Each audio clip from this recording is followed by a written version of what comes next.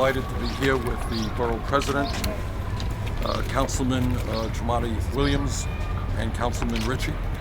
These are the guys who on the City Council play an active role, leadership role, in terms of the fight for quality, decent, affordable housing in the city of New York. And Mr. President, thank you very much for all that you're trying to do. Look, here's the bottom line.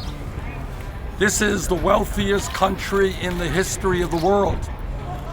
People should not be forced to live in dilapidated housing, where elevators break down and elderly people have to walk 8 flights up or down to go and get some groceries.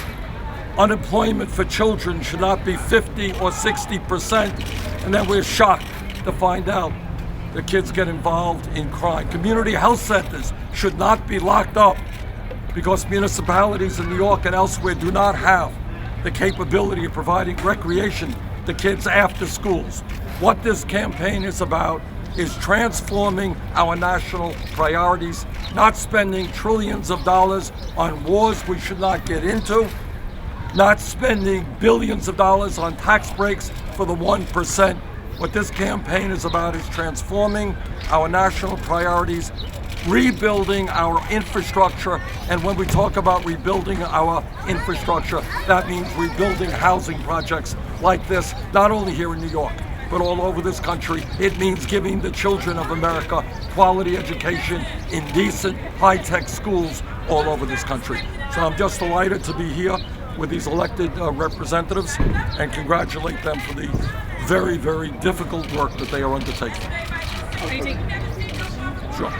So I talked to one resident who said that he felt like this was publicity that you were here. You wished you would come earlier. Can you talk a little bit about people who say... Well, no matter what you do, look, no matter what you do, if I wasn't here, then people would say, why didn't you show up? Well, yesterday, as you may know, I was in Rome. And the day before that, I was someplace else, and we have a rally.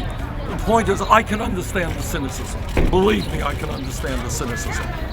But my understanding is not too many presidential candidates have come to Brownsville and the housing projects. I understand that maybe I'm the first one. Exactly never. Exactly never. So that's a start. But if you check everything that I've been talking about, every speech that I've been giving, it is the need to transform our national priorities. It is the need to say that it is absurd that in this country, 35% of African American children are living in poverty. And what this campaign is about, what the Sanders administration is about, is working with these guys to transform our national priorities. And by the way, when you rebuild dilapidated housing, you know what else you do? You start creating jobs that we desperately need.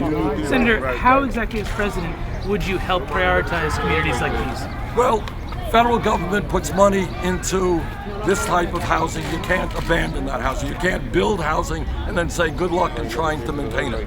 But bottom line here again, this is the wealthiest country in the history of the world. Are we a poor country that can't afford to maintain public housing? I don't think so.